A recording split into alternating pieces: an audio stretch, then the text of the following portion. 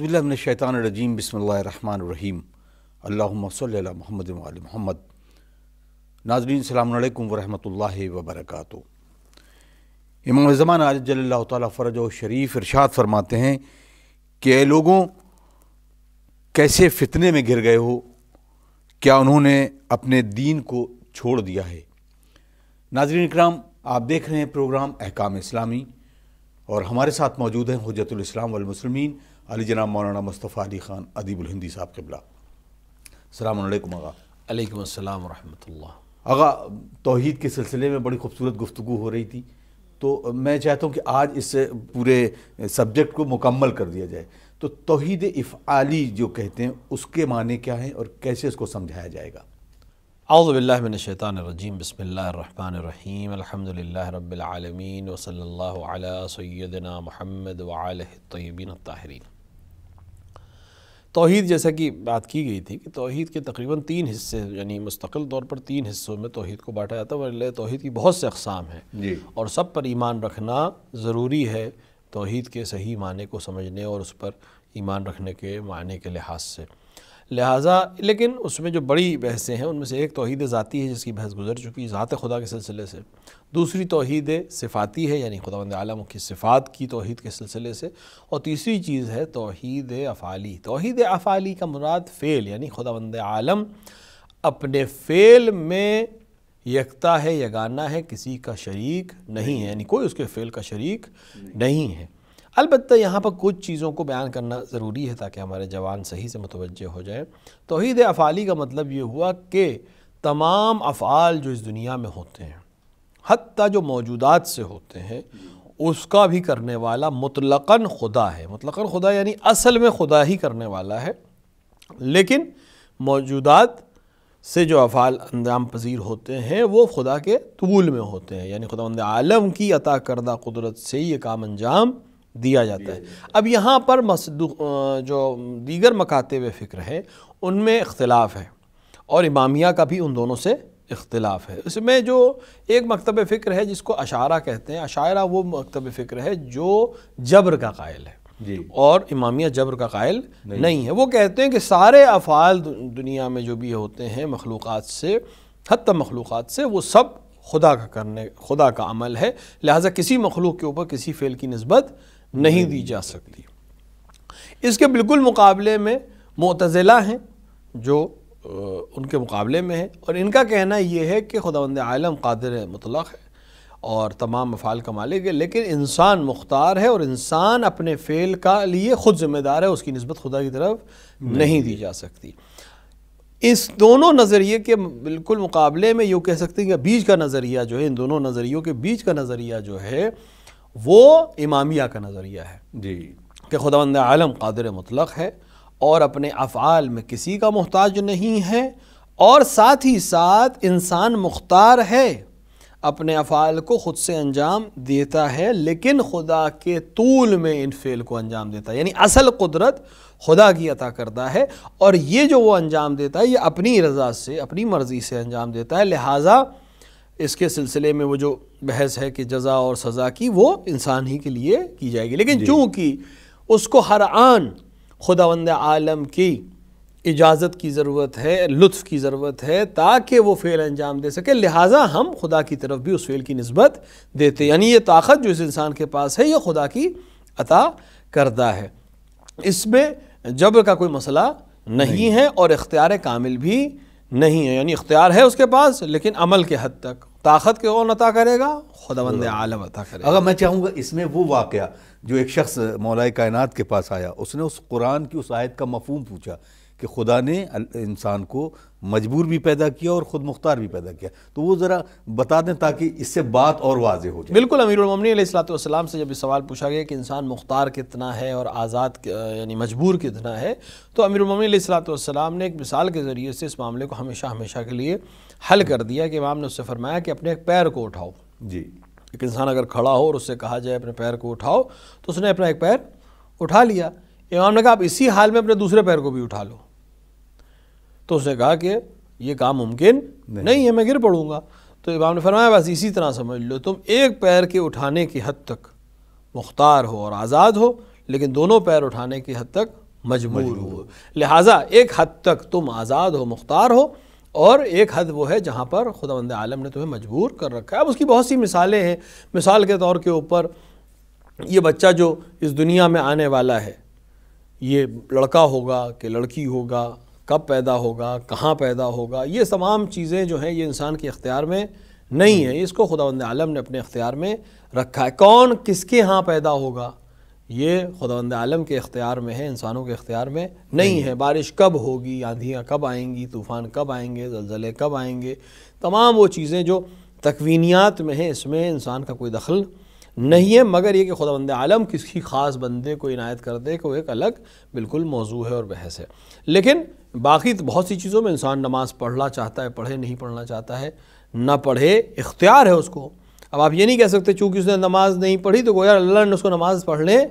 نہیں دی۔ تو پھر اگر ہم اس کے قائل ہو جائیں کہ ہر فعل کا مطلقاً ذمہ دار خدا ہے تو پھر ہم جہنم اور عدالت الہیہ اور تمام ان مسائل کو ہمیں ترک کرنا پڑے گا، کیونکہ اگر سارے افعال خداوند عالم مطلقاً کر رہا ہے اور انسان کا کوئی اختیار نہیں ہے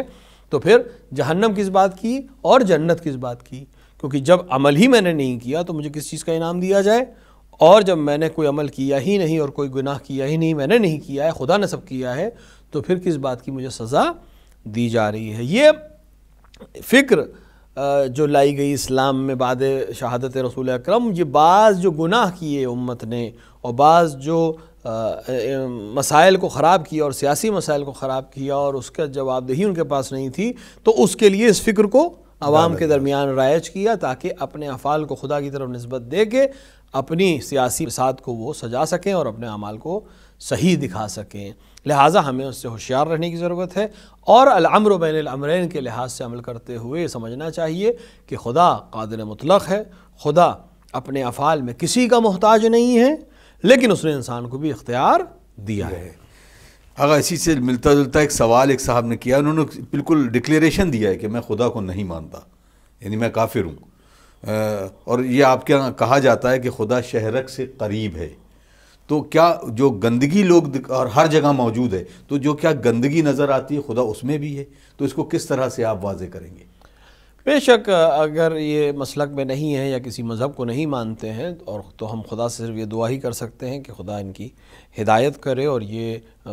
اچھی نشانیوں کے ذریعے سے خدا کی اور خدا کی جو مخلوقات ہے اور یا دیگر چیزیں جو اس نے خلق کی ہیں اور دیگر نظام جو ہمارے پاس ہیں اور دیگر براہین جو ہمارے پاس ہیں، اس کے نظریے کو دیکھتے ہوئے سمجھتے ہوئے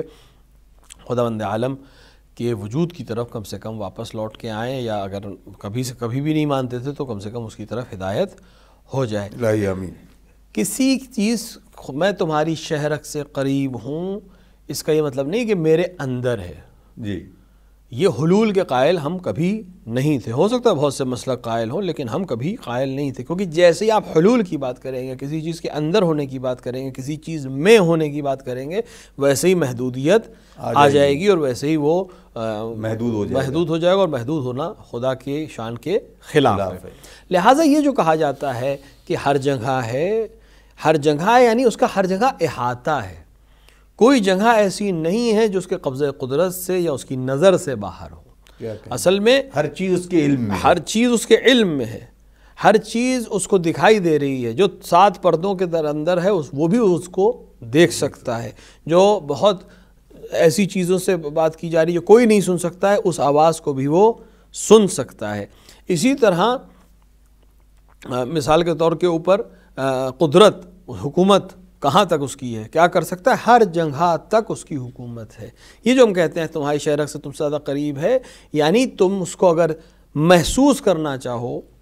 تو وہ تم سے بہت قریب ہے، جی، اور اگر نہیں محسوس کرنا چاہو تو انسان اپنے جسم کی بہت سی چیزوں سے بے حس ہو جاتا ہے اور اس کو اندازہ نہیں ہوتا ہے۔ تو لہٰذا یہ کہنا کہ وہ وہاں ہے یا وہ وہاں ہے یا ہر جگہ ہے، اس کا مطلب یہ نہیں ہے کہ وہ ہر چیز کے اندر ہے، کیا کہنے، محدود نہیں ہے، لیکن ہر چیز کا علم رکھتا ہے، ہر چیز پہ احاطہ رکھتا ہے، ہر چیز پہ نظر رکھتا ہے، ہر آواز کو سن سکتا ہے، ہر ہونے والے عمل کو انجام دے سکتا ہے، ہر وہ چیز جو عقلی طور پر واقع پذیر ہے خداوند عالم اس کو انجام دینے کی قدرت رکھتا ہے۔ لہٰذا یہ جو کہا جائے، مثلا انہوں نے مثال دی جو گندگی کیا اس کے اندر بھی خدا ہے، تو گویا مثلا مثال کے طور پہ بھی گندی چیزوں میں بھی خدا ہے، استغفر اللہ علیہ باللہ۔ لیکن یہ مقصد ہم حلول کے قائل ہی نہیں ہے کہ وہ اس گندی چیز میں ہے یا اس پاک چیز میں ہے۔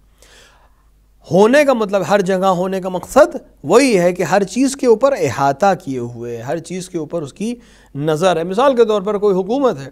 یا ایک مثال ہم لوگ اپنی اردو زبان میں دیتے ہیں کہ قانون کے ہاتھ بہت لمبے ہوتے ہیں، تو قانون کے تو کوئی ہاتھ نہیں ہے جی، قانون کوئی جسم نہیں رکھتا کہ اس کا کوئی ہاتھ ہو۔ مراد یہ ہے کہ اس کا جو ایڈمنسٹریشن ہے، اس کے اندر اس کے لیے جو لوگ کام کرتے ہیں، اس کا جو احاطہ ہے، اس کا جو جوریڈکشن ہے وہ بہت لمبا ہے۔ وہ کہیں نہ کہیں سے کسی نہ کسی طریقے سے مجرم کو ڈھونڈ سکتا ہے اگر ڈھونڈنا چاہے۔ اس کے پاس بہت سے عوامل ہیں جو اس کے لیے کام کرتے ہیں۔ لہٰذا اصطلاح میں کہنا یا کسی چیز کے مفہوم کو سمجھانے کے لیے ہم کبھی کبھی ایسے الفاظ کا استعمال کرتے ہیں، لیکن وہ مجازی معنوں میں ہوتا ہے، اصلی معنوں میں نہیں ہوتا ہے۔ تو خداوند عالم نے یہاں بھی جو کہا ہے کہ میں تمہارے شہرک سے زیادہ قریب ہوں، یہ قربت کو بیان کرنے کے لیے ہے کہ اس سے زیادہ قریب بیان کرنے کی چیز ہمارے پاس تھی نہیں، لہٰذا اور انسان کی سمجھ میں آ جائے اس لہٰذا اس چیز کو استعمال کیا گیا۔ ورنہ خود مکان کے لحاظ سے خدا ہر جگہ ہوتے ہوئے بھی کسی ایک خاص جگہ کے لیے نہیں کہا جا سکتا کہ وہ یہیں پر ہے۔ جزاک اللہ۔ اگر ایک اور سوال ہے، انہوں نے کہا کہ اب خدا کی قدرت کے بارے میں جو ہاتھ کا تذکرہ کیا ہے کہ میں نے آدم کے جو پتلے کو گوندھا وہ اپنے دونوں ہاتھوں سے، لیکن خداوند عالم اپنے عمل کو کسی دوسرے سے جو نسبت دیتا ہے کچھ خاص بندوں کے، تو اس کی اس نسبت دینے میں اس کی وحدانیت اور اس کی توحید کہاں تک جھلکتی ہے؟ نسبت دینے کا عمل، دیکھیں وحدانیت کے جب ہم قائل ہو گئے تو پھر جب اگر اس طرح کی کوئی جملہ آئے گا تو ہمیں معلوم ہے کہ یہ اصل معنی میں نہیں ہے۔ اگر آپ وحدانیت کے قائل نہ ہوتے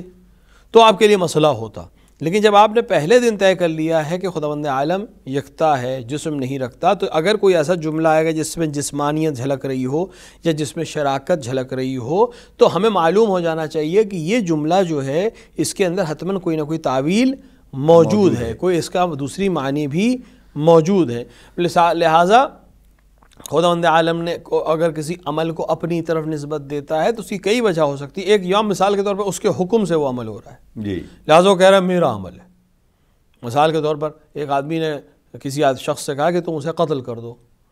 تو قتل کرنے والا جو قاتل ہے وہ کوئی اور ہے، لیکن حکم کس نے دیا تھا؟ کسی اور نے دیا تھا۔ بعد میں وہ کہے کہ یہ کام میں نے کیا ہے، وہ قتل میں نے کیا ہے۔ یا بہت سے آرگنائزیشنز ہیں، کوئی عمل ہوتا ہے کہتے ہیں ہم نے کیا ہے، یہ کنواں ہم نے کھودا ہے، جبکہ انہوں نے نہیں کھودا ہے، مزدوروں نے کھودا ہے۔ لیکن جس آرگنائزیشن کے تحت ان مزدوروں نے کھودا ہے وہ آرگنائزیشن ذمہ داری اپنے اوپر لے لیتا ہے۔ کوئی مزدور آ کر اعتراض نہیں کرتا کہ صاحب آپ نے کہاں کھودا ہے، ہم نے کھودا ہے، جی، لیکن نہیں، چونکہ ان کے کہنے پہ کھودا ہے، ان کی بات سے کھودا ہے، ان کے پیسے پہ کھودا ہے، ان کے آرڈر پہ کھودا ہے، لہٰذا نسبت ان کی طرف دی جاتی ہے۔ تو اسی طرح خداوند عالم یا امر خدا کی وجہ سے اپنی طرف نسبت دیتا ہے کہ میرے حکم سے ہوا ہے، جی، یا عمل کے خلوص کی وجہ سے ہوتا ہے۔ کیا کہنے، اتنا خالص ہے یہ عمل کہ اب گویا میں نے ہی یہ انجام دیا ہے۔ خداوند عالم اپنی طرف نسبت دیتے کہتا ہے کہ ان اللہ رما، کہ اللہ نے رم کیا ہے، رمی کی، اللہ نے پتھر کو مارا، جبکہ پتھر اللہ نے نہیں مارا تھا، رسول اللہ نے وہ کنکریاں ماری تھی۔ لیکن ان اللہ رما کہہ کر وہ یہ بتانا چاہ رہا ہے کہ اس عمل میں اتنا خلوص ہے پیغمبر اکرم کا کہ گویا یہ عمل میں نے ہی انجام دیا ہے۔ تو خداوند عالم اس عمل کی نسبت اپنی طرف خلوص کی وجہ سے دیتا ہے۔ یا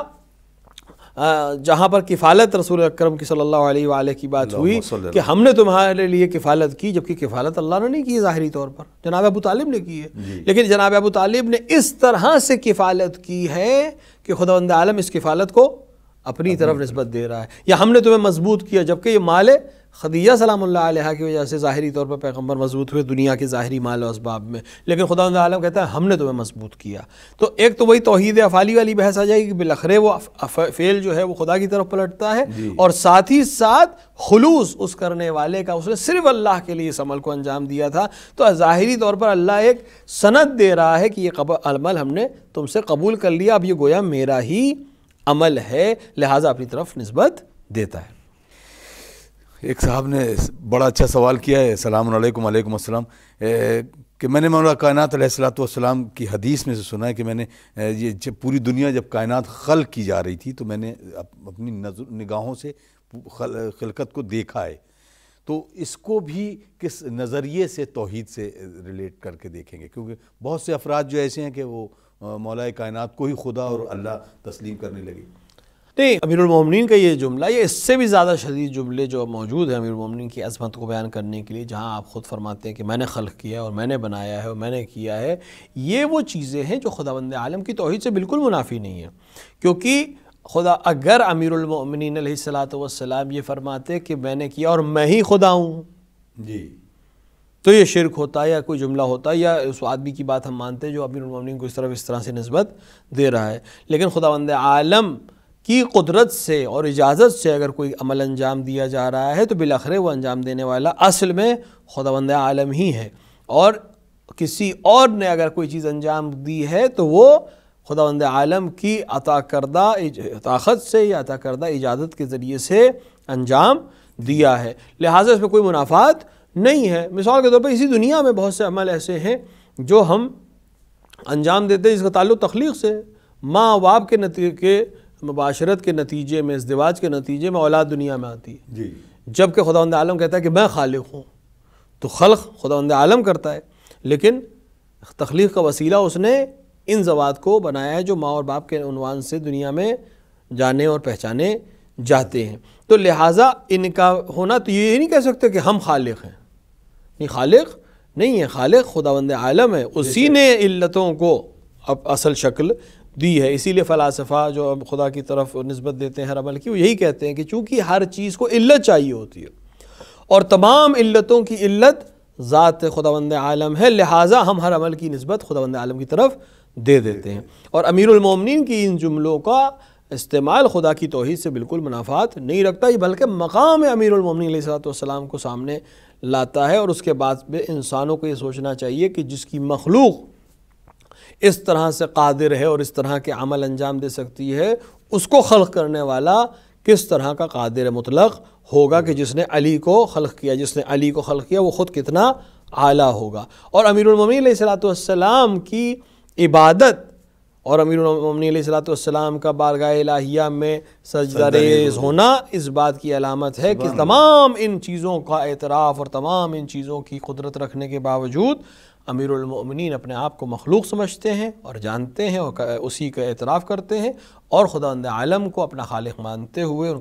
اس کا سجدہ کرتے ہیں، تاکہ لوگ ہدایت پا جائیں کہ میں خالق نہیں ہوں، میں مخلوق ہوں. ہاں، اللہ نے مجھے منتخب کیا ہے اور اگر دوسروں سے میرا تقابل کیا جا رہا ہے تو یہ میری توہین ہے، لیکن مجھے خدا کہنا یہ بھی صحیح نہیں ہے.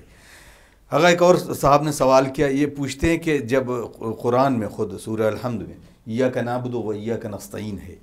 تو کیا ہم کسی دوسرے سے مدد جس طریقے سے طلب کرتے ہیں یہ شرک کے زمرے میں جاتی ہے، اور اس مفہوم کو کیسے سمجھایا جا سکتا ہے توحید کے؟ ہم نے جب بحث کی تھی توحید ذاتی کی اور توحید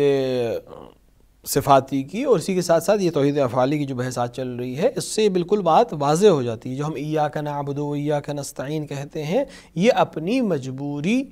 اور اپنی عدم استطاعت کا اعتراف کرتے ہیں اور اس کو علت علل مانتے ہوئے کہتے ہیں. یعنی ہر چیز کا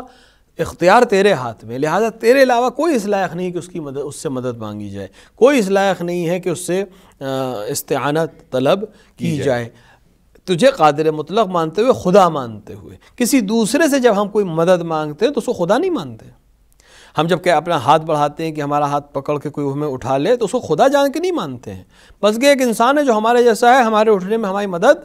کر سکتا ہے. اس کو خدا کہہ کر ہم پکارتے نہیں ہیں، بلکہ وہ اللہ کی عطا کردہ قدرت سے ہماری مدد کرے گا. اگر ہم اسے مستقل مانتے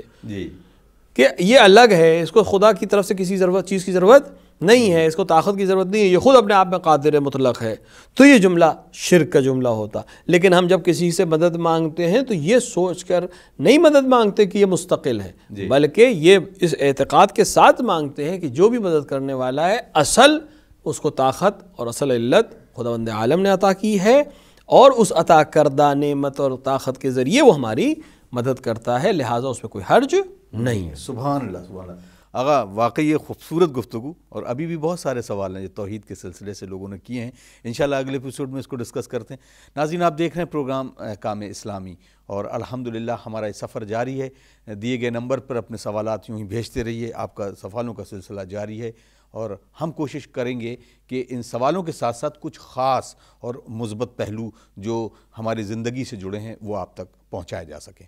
ہمیں اجازت دیجیے، اگلے ایپیسوڈ میں پھر ملاقات ہوتی ہے۔ والسلام علیکم ورحمۃ اللہ وبرکاتہ۔